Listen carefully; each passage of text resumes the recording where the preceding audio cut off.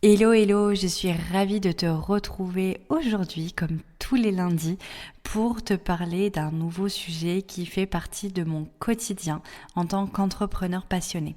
Aujourd'hui, on va parler de mes outils pour combattre la charge mentale parce que il s'avère que quand on est entrepreneur passionné, et c'est sûrement aussi ton cas si tu es sur ce podcast, il y a des moments où on est vraiment très stressé parce qu'on a une charge mentale qui est à 300% et c'est toujours difficile parfois de réussir à trouver les bons outils pour calmer le mental, pour réussir à, oui, effectivement, porter toutes les casquettes qu'on doit porter, être sur tous les fronts, tout en étant serein, apaisé et en sachant vers quoi aller, vers quoi se tourner pour être la plus efficace possible. Donc dans cet épisode, je te parlerai de mes 6 méthodes indispensables que j'utilise au quotidien pour combattre la charge mentale. J'espère que ces méthodes pourront t'aider et pourront améliorer ton bien-être entrepreneurial.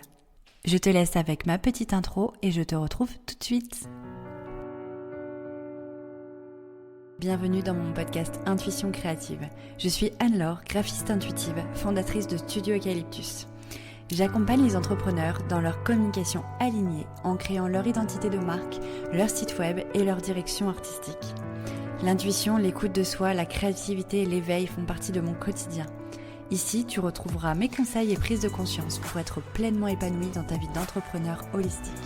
Tu peux me retrouver sur Instagram en suivant Studio Eucalyptus. Là-bas, tu y retrouveras mon quotidien, mes conseils en tant que graphiste et directrice artistique.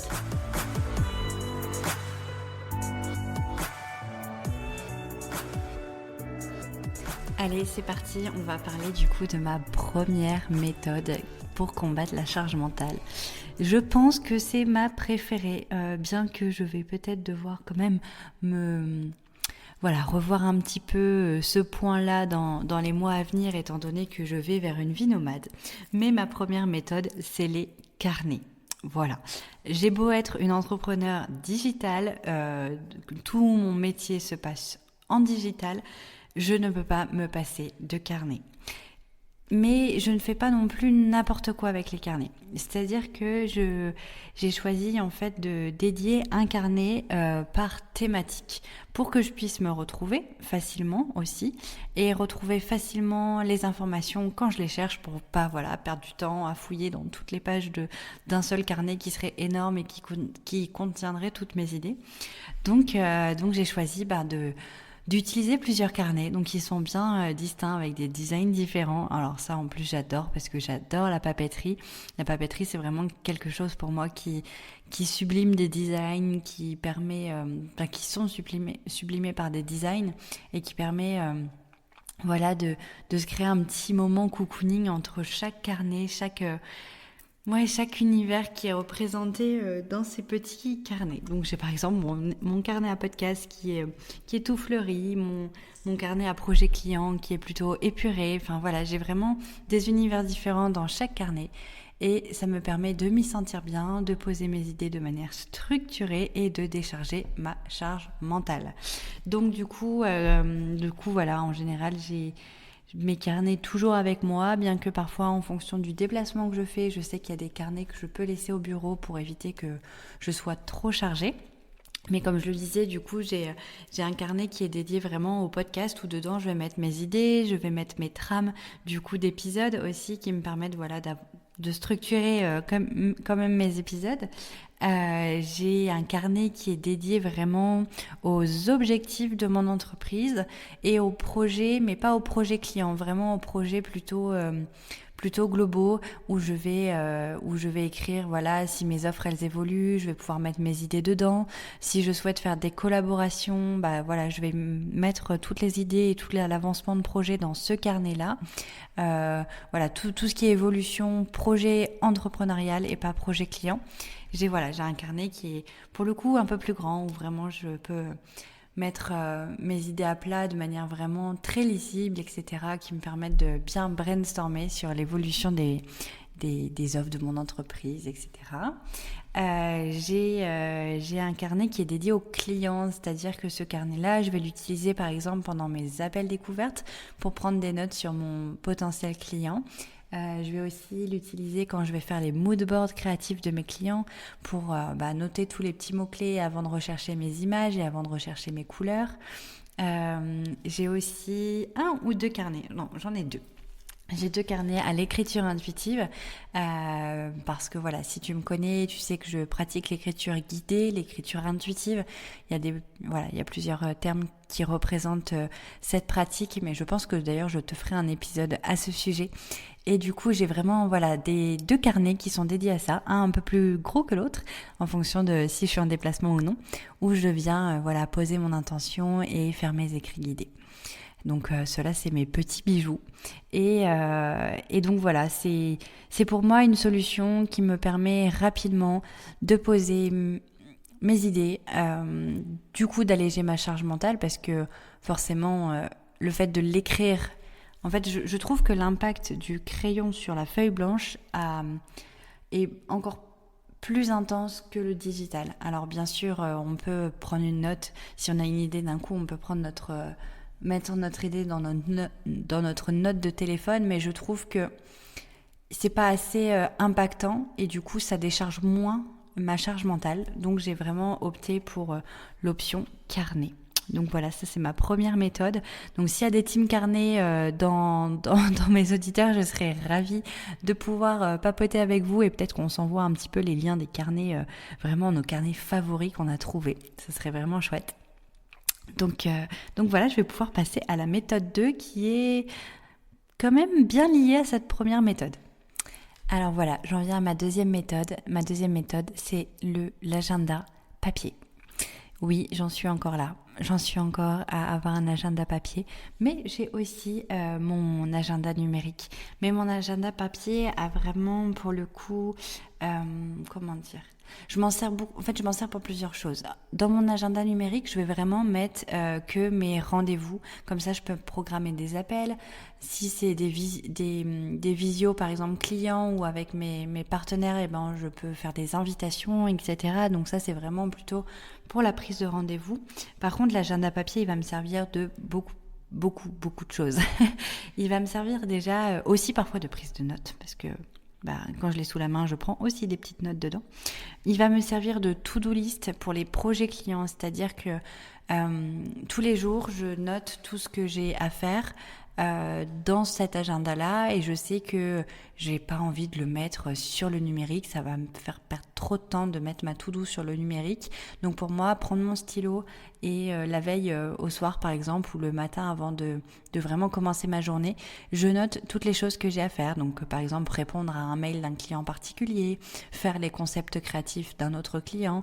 Je note vraiment tout et du coup ça me permet en fait déjà de décharger et de rien oublier et aussi d'avoir un sentiment de satisfaction à la fin de la journée parce qu'en fait à chaque fois que je note quelque chose, une to-do list ou un rendez-vous, mais plutôt la to-do list, et dès que c'est fait je vais fluoter et du coup ça m'apporte une satisfaction de fluoter au fur et à mesure toutes les cases de ma to-do list et du coup ça me rassure, ça me permet comme le sujet quand même principal était de décharger sa charge mentale, et ça me permet de me rassurer en fait, de voir que j'ai atteint presque, on va dire, parce que parfois j'arrive pas à tout faire, mais que j'ai fluoté toutes les tâches que j'avais à faire dans cet agenda, etc. Ça me permet d'apaiser mon mental et du coup de forcément le décharger aussi, de ressouffler, prendre le temps si j'ai un moment de panique, de regarder mon agenda et de me dire en fait Anne-Laure, t'as pas à paniquer, regarde déjà tout ce que t'as fait aujourd'hui, donc s'il y a d'autres choses qui te préoccupent, tu les notes et tu verras plus tard. Et du coup voilà, ça rejoint un petit peu le carnet parce qu'il y a cette sensation d'écrire sur le papier, etc., qui pour moi a vraiment eu un impact plus important. Mais voilà. Et puis en plus, cet agenda, là, ça fait cette année, du coup, en 2022, j'étais en possession de l'agenda Home. Et ça me permettait aussi de faire d'autres choses que du boulot dedans. C'est-à-dire qu'il y avait des petites introspections, des méditations, des coloriages sur des mandalas, etc. Et du coup, voilà, ça permet quand même de rendre les journées plus agréables. et du coup forcément de décharger aussi le mental et de s'apaiser. Parce que c'est des activités, forcément les mandalas, etc., qui sont vraiment apaisants. Et petite anecdote aussi sur les agendas, c'est que depuis que j'ai lancé mon entreprise avec Charlotte, ma partenaire business, ma business friend, d'ailleurs je pense que vous allez bientôt en entendre parler beaucoup plus, bref je vais pas spoiler, en fait on achète le même agenda tous les ans et du coup voilà, c'est aussi un moyen assez sympa d'entreprendre en fait, de savoir qu'on a le même agenda que notre copine et voilà. Bref, voilà, c'était la deuxième petite méthode pour décharger la charge mentale. Du coup, j'en viens à la troisième méthode qui, ça y est, on sort du papier et on va dans le digital, c'est Notion. Alors Notion, c'est clairement, je l'utilise pas encore à 100% et je pense que personne peut l'utiliser à 100% de ses compétences, ou peut-être les experts, mais voilà, ça reste quand même, je pense, un peu complexe. J'utilise Notion pour pas mal de choses. Déjà, j'ai tout mon fichier client qui est dans Notion. Donc, forcément, si je cherche une information sur un client, que ce soit son adresse, son numéro de téléphone, ou peu importe ce que j'ai besoin par rapport à mon client, je sais qu'en quelques secondes, grâce à Notion, je peux aller retrouver ma fiche client, retrouver les prestations que j'ai fait pour lui et retrouver ses coordonnées. Donc forcément, le fait de ne pas avoir cherché pendant 10 minutes ou même plus dans des mails, dans des textos, etc., là, je sais que tout est là et du coup, forcément, ça m'allège ma charge mentale et ça m'allège aussi le temps à passer dans mes recherches. J'ai aussi la possibilité du coup de mettre aussi un suivi de projet que je partage avec mon client. Donc on voit ensemble en même temps l'avancée du projet, etc.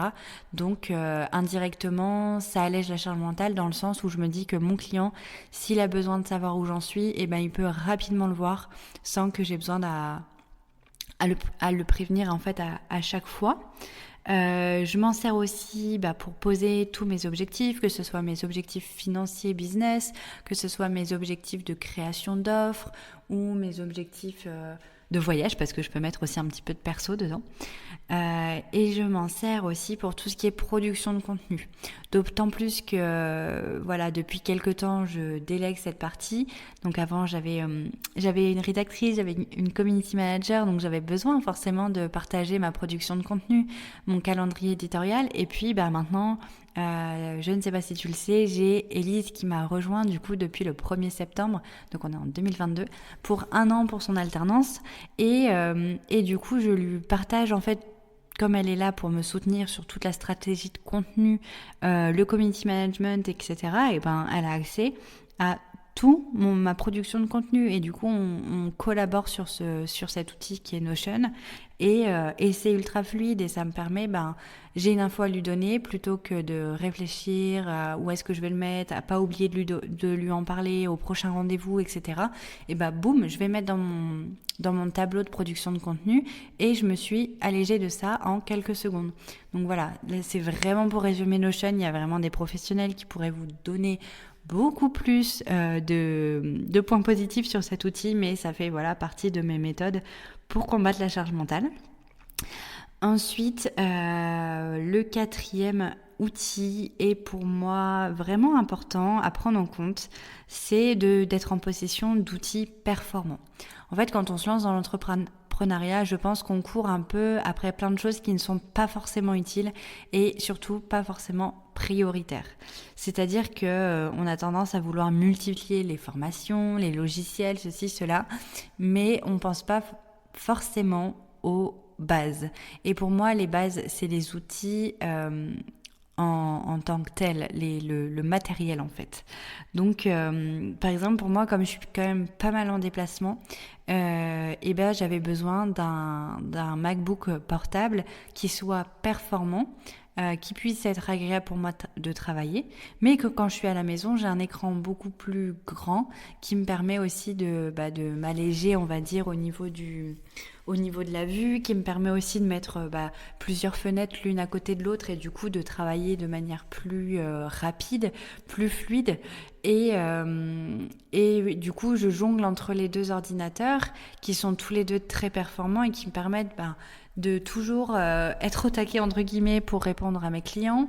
Il y a quelque chose qui est indispensable dans tout ça, c'est le cloud qui me permet, qu'importe où je suis, de retrouver mes projets clients et du coup de pas être en galère en mode ah mince, je suis partie en déplacement, j'ai oublié de reprendre le projet client Intel sur mon MacBook portable et du coup je vais devoir répondre une semaine après à mon client. Enfin voilà, ça permet vraiment pour moi, c'est des outils de base qui sont vraiment primordiaux à prendre en compte avant même de vouloir refaire une formation, racheter des logiciels, etc. C'est vraiment les outils de base.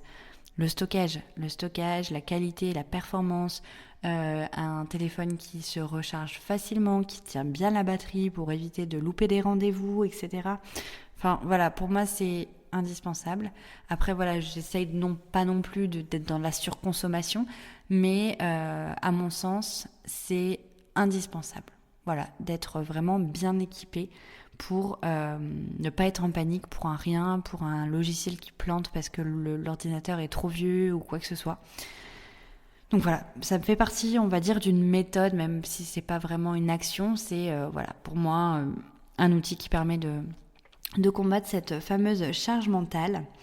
Ensuite, pour la cinquième, si je me trompe pas, oui, la cinquième, c'est de couper les notifications.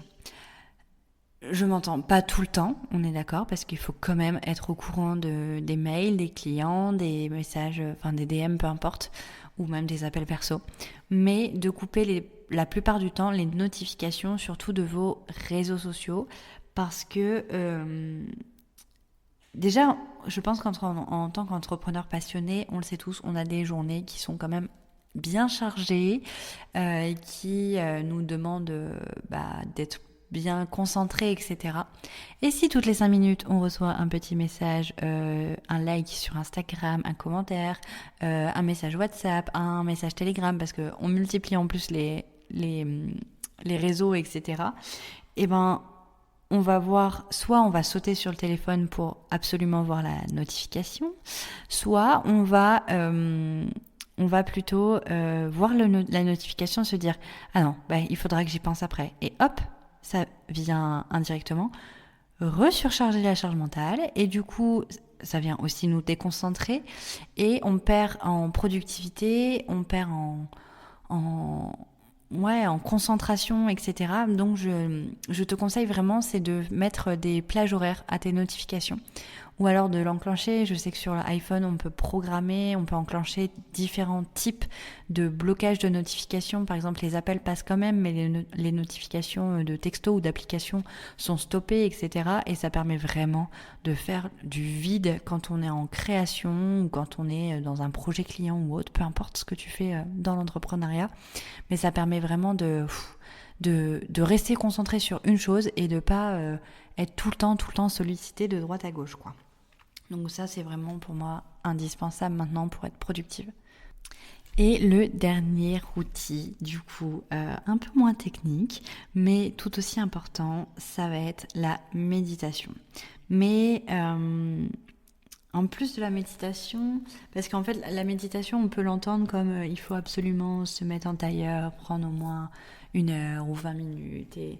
Et du coup, on a tendance à se dire qu'on n'a pas forcément le temps et de voir ça un peu comme, pas comme une obligation, mais comme un moment à prendre. Et parfois, on a besoin de choses beaucoup plus rapides.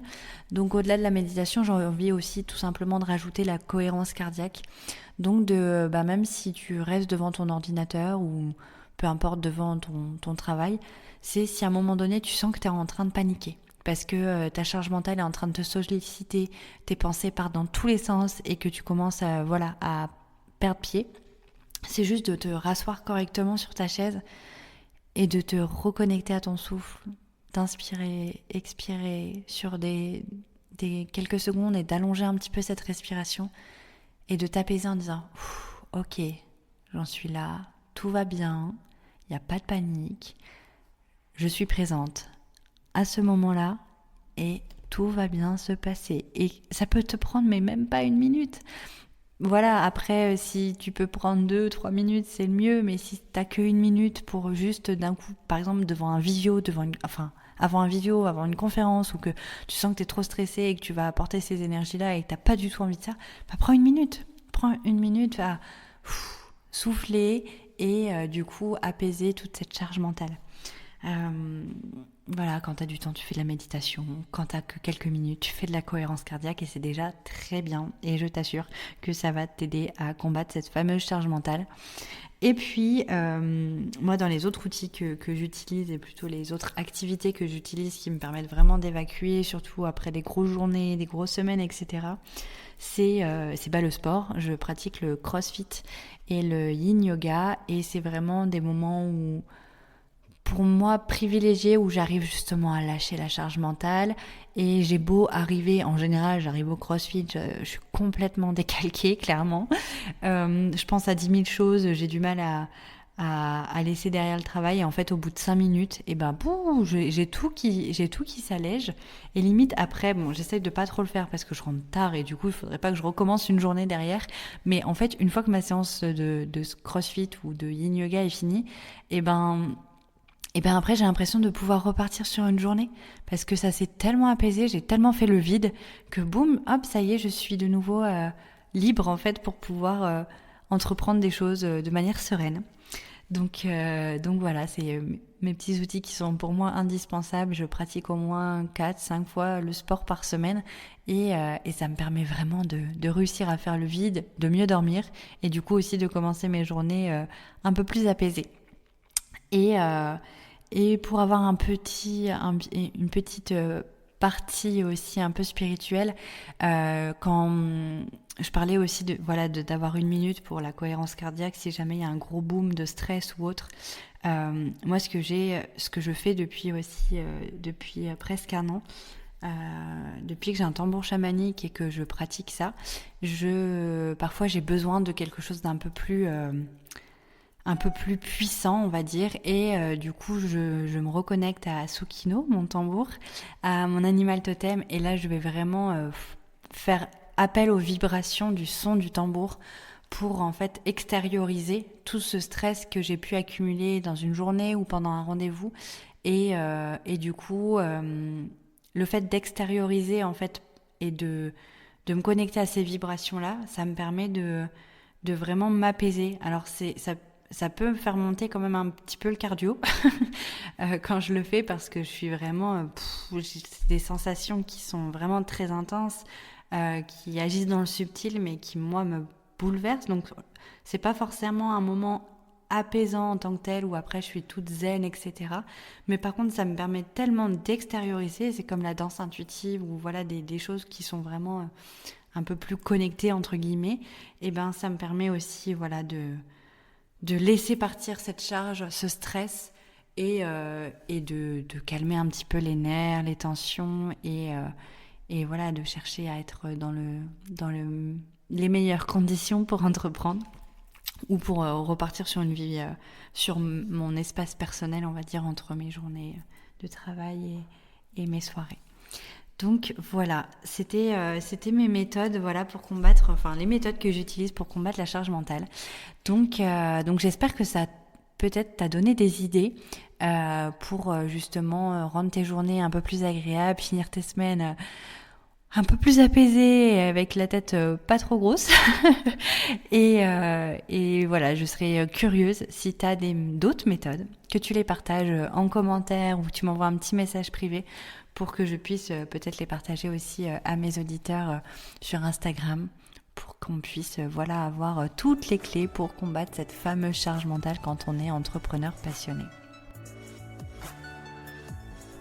Merci beaucoup d'avoir écouté cet épisode, j'espère qu'il t'aura plu. En tout cas, si c'est le cas, n'hésite pas à t'abonner à mon podcast, noter, partager et commenter cet épisode. Et si tu souhaites retrouver plus de conseils au quotidien et suivre mon aventure, n'hésite pas à me suivre sur Instagram au nom de Studio Eucalyptus. Si tu as besoin de communication alignée, n'hésite pas également à réserver un appel découverte avec moi. Je t'accompagne dans la création de ton identité de marque et de ton site internet. Je te remercie encore 1000 fois en tout cas d'avoir écouté cet épisode. Je te souhaite une excellente et rayonnante journée. À très vite dans un nouvel épisode. C'était Anne-Laure, graphiste intuitive, fondatrice de Studio Eucalyptus.